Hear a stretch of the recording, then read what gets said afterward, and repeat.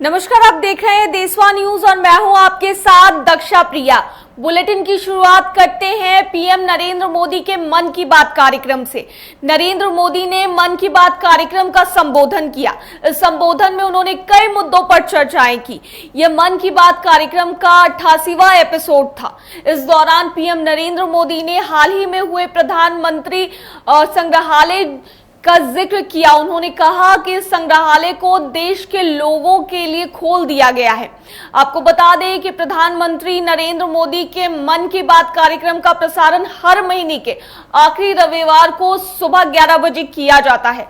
All India radio, Doordarshan के अलावा Narendra Modi app पर भी इसका टेलीकास्ट होता है।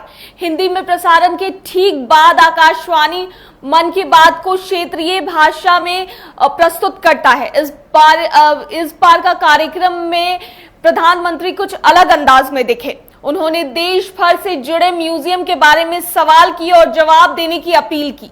सोशल मीडिया और नमो ऐप के जरिए प्रधानमंत्री नरेंद्र मोदी के सवालों का जवाब दिया जा सकता है कि देश के किस शहर में एक प्रसिद्ध रेल म्यूजियम है जहां पिछले 45 वर्षों से लोगों को भारतीय रेल की विरासत देखने का मौका मिल रहा है।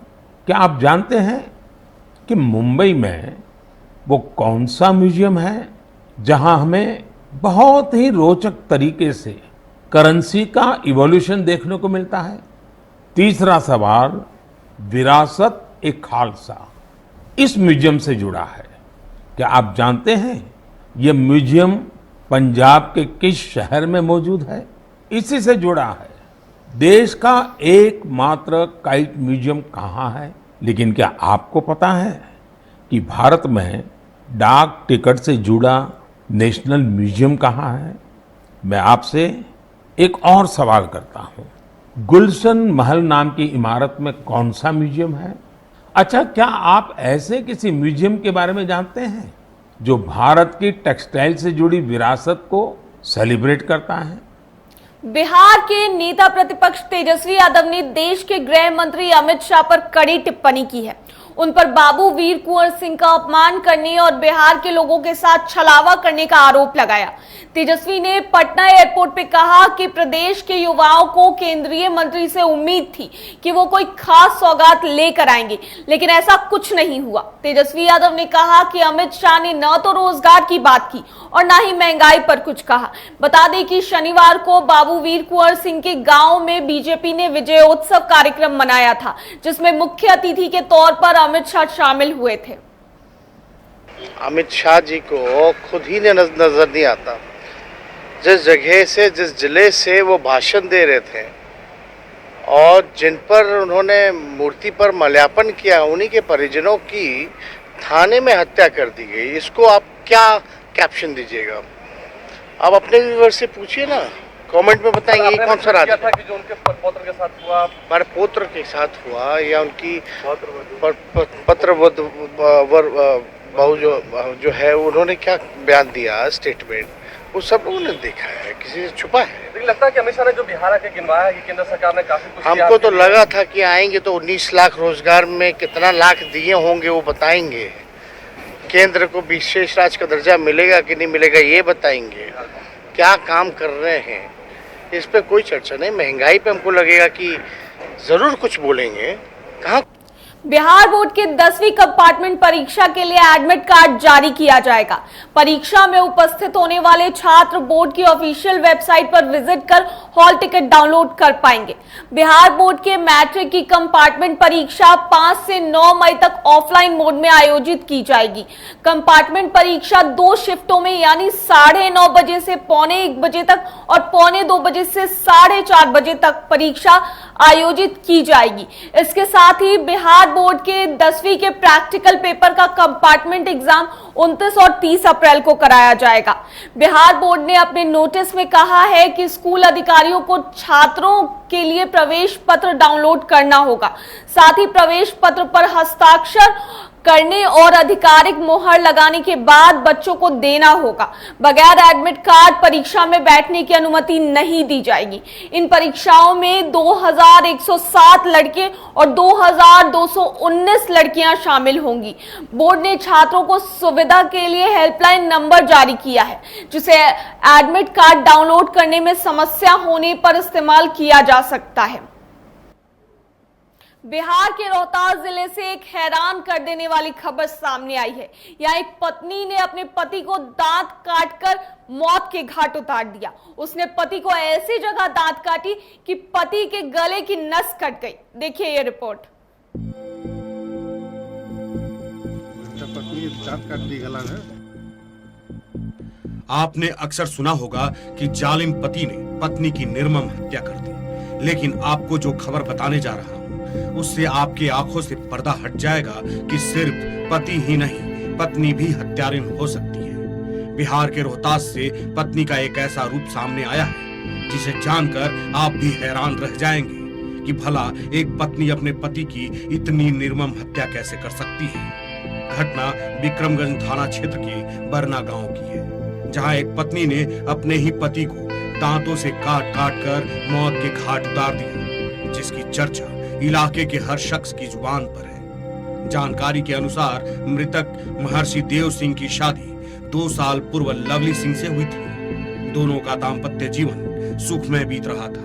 दोनों की एक 10 महीने की बेटी भी है, लेकिन बीते दिन पति पत्नी के बीच आपसी विवाद के बाद मारपीट हो गई। इसी दौरान पत्नी लवली अपने ही पति के गर्दन पर भेड़िए की तरह टूट पड़ी और दांत काट लिया, जिस कारण गर्दन की नली क्षतिग्रस्त हो गई और इलाज के लिए ले जाने के दौरान ही महर्षि देव की मौत हो गई।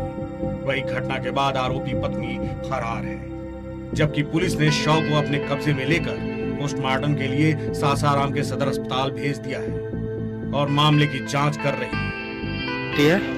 पत्नी दांत काट दी गला में। हाँ, उसकी वजह से मृत्यु हो गई है। अच्छा, फिर उसको पोस्टमार्टम लगवाए हुए हैं। कौन गांव में? बरना गाँव में हुआ। आप कौन है मृतक के? मृतक का बरना हुआ है। देशवा न्यूज के लिए रोहतास से रवि कुमार की रिपोर्ट। जिस रास्ते से लोग ऐतिहासिक विक्रमशिला विश्वविद्यालय को जाते थे, कहलगांव बटेश्वर स्थान जाते थे, अब उस रास्ते से जाने की सोच लोगों की रूह कांप जाती है। भागलपुर में NH80 की स्थिति बद से बदतर हो गई है। 2005 से अब तक 142 करोड़ खर्च किए गए, लेकिन हालात नहीं सुधरे। देखिए ये रिपोर्ट। विकास की आंधी में भी सड़क की हालत और खस्ता हो जाए तो क्या कहेंगे। ये सरकार की उदासीनता नहीं है तो और क्या है। हम बात कर रहे हैं भागलपुर के सबौर से कहलगांव तक NH80 सड़क की। दरअसल यहाँ NH80 सड़क गड्ढे में है या फिर गड्ढे में सड़क, ये मालूम नहीं पड़ता। आश्चर्य की बात ये है कि 2005 से अब तक NH80 को दुरुस्त करने में 142 करोड़ खर्च हो गए, लेकिन सड़क ऐसी कि ट्रकों के अस्थि पंजर तक हिल जाते हैं।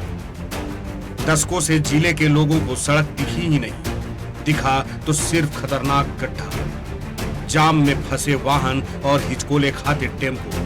हालात ये है कि 25 किलोमीटर की दूरी तय करने में 4 घंटे लग जाते हैं और इस 4 घंटे में शरीर का पुर्जा हिल जाता है। कई दफा इसका टेंडर हुआ, लेकिन NH80 हाईवे की तरह नहीं बन पाया।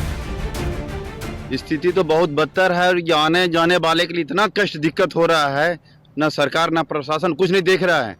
प्रशासन को चाहिए हेलमेट है कि नहीं, और उसको रोड को नहीं दे। हम लोग टैक्स भर रहे हैं, सबको इंश्योरेंस करा रहे हैं, सब कुछ कर रहे हैं, लेकिन गाड़ी एक्सीडेंट हो रही है। हम खुद एक्सीडेंट हुए हैं, हम खुद अभी एक्सीडेंट हुए हैं। कब से यहाँ पर सड़क नहीं देखी? ये तो कम से कम ये सड़क कम से कम 5-7 साल तो हो ही गया। हम तो बाहर रहते हैं, लेकिन अभी आए, बीच में आते रहते हैं, 6 महीना 4 महीना आते रहते हैं। हालत बिल्कुल बेहतर है। कई दफा NH80 का टेंडर हुआ, लेकिन बन नहीं पाया। 2005 से 2022 तक के खर्च का खुलासा करने वाले RTI एक्टिविस्ट अजीत कुमार सिंह ने बताया कि 2005 से 2022 तक के खर्च का 66 पेज का ब्यौरा निकाला है। अब तक योजना और गैर योजना राशि के तहत 142 करोड़ खर्च हो चुके हैं। लेकिन सड़क की हालत बद से और बदतर होती जा रही है। क्योंकि जब से वो NH80 बना है तब से उस रोड की स्थिति बदतर ही रही है, कभी उसकी स्थिति सुधरी नहीं है। तो इसके संबंध में जो NH80 ने सूचना उपलब्ध कराया है, इसमें दो तरह का खर्च उन्होंने दिखाया है। एक है गैर योजना मद में, मतलब नॉन शेड्यूल वर्क, और एक है शेड्यूल। और गैर योजना और योजना मद में कुल आज तक खर्च हुआ है 1,14,24,84,84,570 रुपया। वहीं जिलाधिकारी सुब्रत सेन का कहना है कि NH80 के काम के लिए एजेंसी आ गई है। पिछले वर्ष टेंडर किसी कारणवश कैंसिल हो गया था, अब नए सिरे से कंक्रीट सड़क बनाई जाएगी। आ गई है। पहले टेंडर हुआ था लास्ट ईयर, लेकिन वो कैंसिल करना पड़ा मिनिस्ट्री को, तो नई एजेंसी आई है। फॉरेस्ट क्लियरेंस वगैरह की प्रक्रिया वो चल रही है। नापी के लिए हम लोगों ने अमीन दे दिया है NH के अभियंता को, लगातार नापी भी चल रही है, डिमार्केशन भी हो रहा है। जैसे ही फॉरेस्ट क्लियरेंस मिलेगा तुरंत एजेंसी मोबिलाइज होगी, ऐसा NH के कार्यपालक अभियंता ने हम लोगों को बताया है। और हम लोग ये उम्मीद कर रहे हैं कि 2 महीने में और ये कंक्रीट रोड बने। बहरहाल कब तक जिले के लोगों को गर्दों गुब्बार व हिचकोलों से राहत मिलती है, सरकार कब तक इसे नए सिरे से बनाने का काम करती है, यह देखना शेष है। देशवा न्यूज के लिए भागलपुर से अजय कुमार की रिपोर्ट। देशवा न्यूज में फिलहाल के लिए इतना ही। मुझे दीजिए इजाजत। अगर अभी तक आपने हमारे चैनल को सब्सक्राइब नहीं किया है तो हमारे चैनल को सब्सक्राइब कर ले, साथ ही हमारे फेसबुक पेज को भी लाइक करें और हमें ट्विटर और इंस्टाग्राम पर फॉलो करें। धन्यवाद।